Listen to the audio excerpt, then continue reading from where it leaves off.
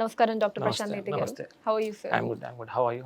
Great అండి, thank you so much. Dandruff చాలా చిన్న ప్రాబ్లం లా కనిపిస్తూ ఉంటుంది, కానీ వెన్ ఇట్ రిపీటెడ్గా అలానే ఎక్కువ రోజులు ఉన్నప్పుడు కొంచెం సీరియస్ ఇష్యూస్ అవుతాయి. ఈవెన్ స్కిన్ ఇష్యూస్ కూడా చాలా సీరియస్ గా అవుతాయి అని చెప్పి నేను కూడా వింటూ ఉన్నాను.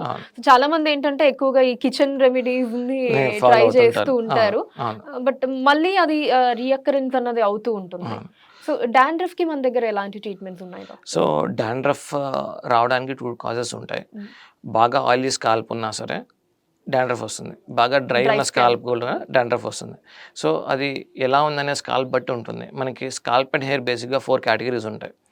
Scalp and hair both oily, scalp and hair both dry, 1 dry 1 oily. Scalp dry ఉండి హెయిర్ ఆయిలీ ఉండొచ్చు, అయితే హెయిర్ ఆయిల్ ఉండి స్కాల్ప్ ఆయిల్ ఉండి హెయిర్ డ్రై ఉండొచ్చు. సో వీటికి మనము ఏదైతే కేర్ పాటిస్తున్నామో యాంటీ డాండ్రఫ్ షాంపూస్లో కూడా కేటగిరీస్ ఉంటాయి.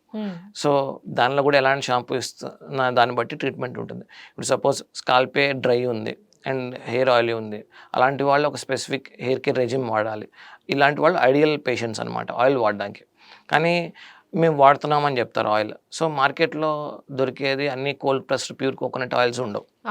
సో వాళ్ళల్లో వేరేది ఉంటుంది. ఆయిల్ బదులు కొన్ని వాటిలో లిక్విడ్ పారాఫిన్ వేస్తారు, అందుకని ఆ ఎఫెక్ట్ అనేది ఉండదు. సో వాళ్ళు type of scalp and hair బట్టి మనం ట్రీట్ చేయొచ్చు. కొంతమందికి ఆయిలీ స్కాల్ప్ ఉంటుంది, సో అలాంటి వాళ్ళకి కొంచెం హార్డ్ షాంపూస్ ఇవ్వచ్చు మనం. అండ్ యాంటీఫంగల్ షాంపూస్ కూడా కీటోకాన్సోల్తో ఉన్నవి ఇవ్వచ్చు. కొంచెం లైట్గా డ్రై చేసినా వాళ్ళకి ఇష్యూస్ ఉండవు. కానీ ఎవరికైతే స్కాల్ప్ డ్రై ఉంటుందో వాళ్ళు డ్రై చేసే షాంపూస్ ఇస్తే ఇంకా ప్రాబ్లం అగ్రివేట్ అవుతుంది. అంటే వాళ్ళు హెడ్ బాత్ చేసినప్పుడు దట్స్ ఓకే, కానీ మళ్ళీ రికర్ అవుతుంది. జనరల్లీ ఈ షాంపూస్ అండ్ ఆయిల్స్ తోటి మాక్సిమం కంట్రోల్ అవ్వచ్చు అంటారు? కంట్రోల్ అవ్వచ్చు, ఓకే, ఇష్యూస్ ఏం లేదు, దానిలో కంట్రోల్ అవుతుంది. కానీ ఇంకోటి ఫ్యాక్టర్ కూడా ఏంటంటే వాటర్. ఇప్పుడు మనం చేసే హెడ్ బాత్ చేసే వాటర్ ఎట్లా ఉంది, హార్డ్నెస్ ఆఫ్ వాటర్ TDSలో మెజర్ చేస్తాం. హార్డ్నెస్ ఆఫ్ వాటర్ ఉంటే మన షాంపూస్ కూడా సరిగ్గా పనిచేయవు. అదొక ఫ్యాక్టర్ కూడా కన్సిడర్ చేయాలి. Okay, fine. అండ్ ట్రీట్మెంట్స్ లాంటివి అంత దూరం వెళ్ళే ఛాన్సెస్ ఉంటుందా? డాండ్రఫ్ ట్రీట్మెంట్స్ లాంటివి, సో అది వెళ్ళే ఛాన్సెస్ ఉన్నా దట్ చాలా తక్కువ పర్సెంట్లో ఉంటుంది. సో మ్యాక్సిమం స్కాల్ప్ పీలింగ్ కూడా చేయొచ్చు. యాక్చువల్గా కెమికల్ పీల్ ఎట్లా ఫేస్ చేస్తామో స్కాల్ప్ పీలింగ్ చేసేవి కూడా ఉన్నాయి. కాకపోతే అలాంటికి వెళ్ళే ఛాన్సెస్ అయితే చాలా తక్కువ మందికి ఉంటుంది. మోస్ట్లీ మనము కరెక్ట్ హెయిర్ కేర్ తీసుకుంటే ఆ డాండ్రఫ్ చాలా వరకు కంట్రోల్ అవుతుంది, తగ్గుతుంది కూడా. ఓకే. అండ్ ఈ పీల్స్ అనగానే నాకు అండర్ ఆర్మ్ డార్క్నెస్ గుర్తొచ్చింది. ఈవెన్ అది కూడా చాలా మంది ఇష్టపడతారు. అందరూ neat and white under arm ఉండాలని కోరుకుంటారు. బట్ చాలా మందికి ఏంటంటే డ్యూ టు జెనెటిక్ ప్రాబ్లమ్స్ వల్ల కావచ్చు అండ్ స్ట్రెస్, మన ఈ చెమట వీటన్నిటి కారణంగా అండర్ ఆర్మ్స్ అన్నవి బాగా డార్క్ అవుతూ ఉంటాయి. సో వాటికి మన దగ్గర ఎలాంటి ట్రీట్మెంట్స్ ఉన్నాయి? సో అండర్ ఆర్మ్ డార్క్నెస్ అనేది రీజన్స్ ఉంటాయి. ఫస్ట్ రీజన్ ఎవాల్యుయేట్ చేయాలి. మనం అనుకున్నట్టు కొంతమందికి నెక్ డార్క్ ఉంటుంది, under arms and groin dark ఉంటాయి. దాన్ని అకాంతోసిస్ నైగ్రికెన్స్ అంటాము. దానివల్ల కూడా అవ్వచ్చు. అది రీజన్ బీయింగ్ ఈ PCOD ఇష్యూస్ ఉన్న వాళ్ళు కానీ, కొంచెం వెయిట్ ఉన్న వాళ్ళు కానీ ఇలాంటివి వచ్చే అవకాశం ఉంటుంది. వాళ్ళల్లో ఈ హార్మోనల్ ఇష్యూస్ని బ్యాలెన్స్ చేసుకుంటూ మనం either we can go for creams. అంటే డార్క్నెస్ డిపెండ్ అయి ఉంటుంది, డార్క్నెస్ ఎట్లా ఉందనేది. ఇలాంటి కేసెస్లో మాత్రం మనం మాట్లాడుకునే అకాంతోసిస్ నైగ్రికెన్స్ కేసులో మాత్రము ఆ డార్క్నెస్ అనేది పిగ్మెంట్ వల్ల కాదు. పిగ్మెంట్ వల్ల కొంత ఎఫెక్టే ఉంటుంది. మనం మెల్లిన్ పిగ్మెంట్ అని మాట్లాడుకుంటాం కదా, దానివల్ల కొంత ఎఫెక్ట్ ఉంటుంది. కానీ మోస్ట్లీ అదేంటంటే number of skin layers increase అవటం వల్ల, స్కిన్ థిక్నెస్ అవటం వల్ల డార్క్ కనపడుతుంది.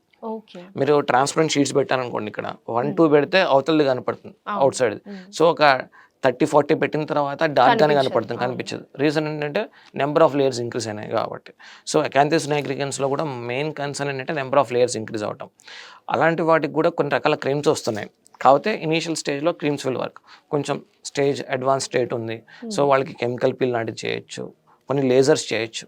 Even good hair reduction laser also decreases pigmentation, కొంతవరకు కలర్ని చేంజ్ తీసుకురావచ్చు. ఓకే. సో ఫస్ట్ అయితే క్రీమ్స్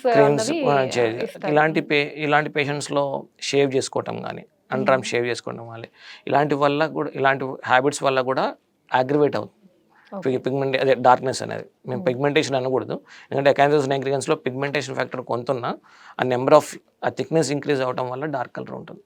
ఓకే. సో, అంటే ఫస్ట్ మన క్రీమ్స్‌తో స్టార్ట్ చేసి ఇఫ్ ఇన్ కేస్ అదే అది అది అవ్వకపోతే అప్పుడు అదేంటంటే అది హిస్టరీ బట్టి అండ్ చూసిన దాన్ని బట్టి అది అడ్వాన్స్ స్టేట్లో ఉందా ఇనీషియల్గా ఉందా అనేది తెలిసిపోతుంది. దాన్ని బట్టి మేము ట్రీట్మెంట్ అడ్వైస్ చేస్తాం. ఓకే. అండ్ ఈ కెమికల్ పీల్స్ వీటి వల్ల రిజల్ట్స్ అన్నవి ఎలా ఉంటాయి? అండ్ ఎంత వరకు ఎన్ని డేస్ వరకు ఇవి సస్టైనబిలిటీ ఉంటాయి? కెమికల్ పీల్తో మంచి రిజల్ట్స్ ఉంటాయి. అగైన్ ఏంటంటే పిగ్మెంటేషన్ ఎంత లెవెల్లో ఉంది, డీపర్ లేయర్స్లో ఉన్న వాటికి కెమికల్ పీల్ ఎఫెక్ట్ కొంతవరకే ఉంటుంది కంపేర్ టు లేజర్స్. కానీ కెమికల్ పీల్స్తో కూడా అంత నార్మల్ అయిన వాళ్ళు కూడా ఉంటారు.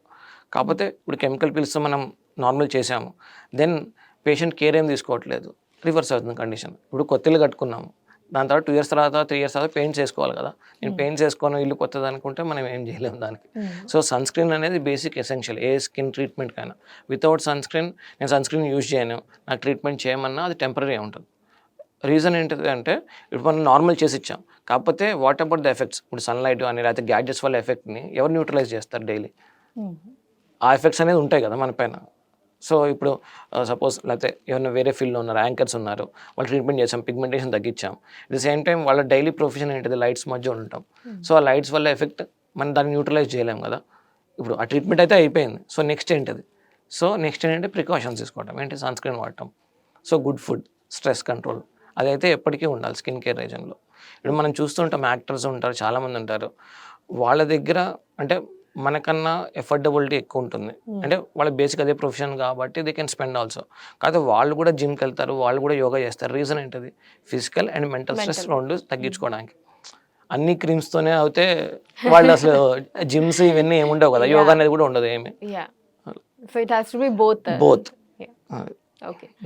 And to talk about affordability, cost prices అవి ఎలా ఉంటాయి డాక్టర్? ఎస్పెషల్ మన క్లినిక్ గురించి మాట్లాడుకుంటే will that be middle class వాళ్ళు కూడా ఎఫర్ట్ చేయగలిగేటట్టు? So middle and upper middle class afford చేసేటట్టు అయితే ఉంటాయి. కాకపోతే అగైన్ ఏంటది అంటే పేషెంట్ ఎప్పటి నుంచో ఉంది ప్రాబ్లం, అతను ఇప్పుడు వచ్చాడు, so he has to spend few more bucks, ఎందుకంటే ఆ సెషన్స్ నెంబర్ ఇంక్రీజ్ అవుతుంది. అలాగనే ఫ్రెష్గా వచ్చాడు అంటే ప్రాబ్లం ఉంది వెంటనే వచ్చాడు, మనకి అంతవరకు అంటే ఈ లేజర్స్ కానీ లేకపోతే వేరే ట్రీట్మెంట్స్ ప్రొసీజర్స్కి వెళ్ళవలసిన అవసరం కూడా ఉండదేమో, ఉత్త క్రీమ్స్తో పోతుందేమో అట్లా. ఇప్పుడు ఒక పేషెంట్ ఎప్పుడో డిలే ఉంది, ఎప్పుడో ప్రాబ్లం వచ్చింది, పిగ్మెంటేషన్ ఉంది, చాలా ఇయర్స్ నుంచి ఉంది, ఆ పిగ్మెంటేషన్ అనేది కూడా స్ప్రెడ్ అవుతుంది కదా, కేర్ ఏం తీసుకోలేదు. సో దానికి it will cost him little more compare to the ఇప్పుడు ప్రాబ్లం వచ్చిన పేషెంట్తో కంపేర్ చేసుకుంటే has to spend more. Reason ఏంటంటే ప్రాబ్లం అనేది పెద్దది, బట్ అఫోర్డ్ అయితే చేయగలుగుతారు. ఎందుకంటే కాకపోతే చాలా మంది ఏం చేస్తారంటే లాస్ట్ స్టేజ్లో వస్తారు, అంటే మొత్తం ప్రాబ్లం ఇంటెన్స్ అయిన తర్వాత వస్తారు, అప్పుడు దే వాంట్ మెడికల్ ట్రీట్మెంట్ అంటారు. అది పాసిబిలిటీ కాకపోవచ్చు, వాళ్ళ పాసిబిలిటీ అయితే వి ట్రై. సో అదే అంటే చాలా మందికి ఏంటంటే ఈ ట్రీట్మెంట్స్ ఇవి అనగానే ముందు యాక్చువల్లీ సెషన్ కి ఇంత నీ కాస్ట్ ఉంటుంది, ఎన్ని సెషన్స్ ఏంటి, ఆ అమౌంట్ గురించి కొంచెం చాలా అదే రీజన్ బీయింగ్ ఏంటి, అందరికీ ఏంటంటే మనం అందరినీ ఒకే దీనిలో ఇది చేయలేము, ఫిట్ చేయలేము అందరికీ, అదే ఒక సింగిల్ సైజెస్లో ఫిట్ చేయలేము. సో డిపెండ్స్, పేషెంట్ కండిషన్ కొంచెం ఎక్కువ ఉంది, ప్రాబ్లం ఎక్కువ ఉంది అనుకుంటే డెఫినెట్గా సెషన్స్ ఎక్కువ పడతాయి, has to spend little more. అలా కాకుండా పేషెంట్ ఇనీషియల్గానే వచ్చారు, అసలు ప్రొసీజరే అవసరం లేదేమో. Okay doctor, thank you so much for your time. So జనరల్గా చాలా మందికి ఉండేటటువంటి డౌట్స్ ఏవైతే ఉంటాయి స్కిన్కి కావచ్చు, హెయిర్ వీటికి సంబంధించి, సో డౌట్స్ అన్ని నేను మీ ముందు ప్రజెంట్ చేయడం జరిగింది. And you have given beautiful explanation ఇచ్చారు దానికి, అంటే ఆ కాజెస్ దగ్గర నుంచి ఎటువంటి ప్రికాషన్స్ తీసుకోవాలి అండ్ అలానే ఎటువంటి ట్రీట్మెంట్స్ ఉంటాయి, ఇలా అన్ని కూడా చాలా చక్కగా ఎక్స్ప్లెయిన్ చేశారు. Thank you so much. యూట్యూబ్లో ఏది చూసినా ఇది నిజమా లేక అబద్ధమా, పెట్టే టైటిల్ ఒకటి, వీడియో చూస్తే ఇంకోటి, ఏది నమ్మలేని పరిస్థితి. కానీ హిట్ టీవీలో నిక్కచ్చిగా నిజాయితీగా నిజమైనది ఏది ఉందో అదే చూపిస్తాం, ఏది చూపించామో అదే నిజం. హిట్ టీవీ ఏ పార్టీకి కొమ్ము కాసే ఛానల్ కాదు, ఇది ప్రజల channel. Please support our channel by subscribing. Hit TV, ఇది సామాన్యుడి టీవీ.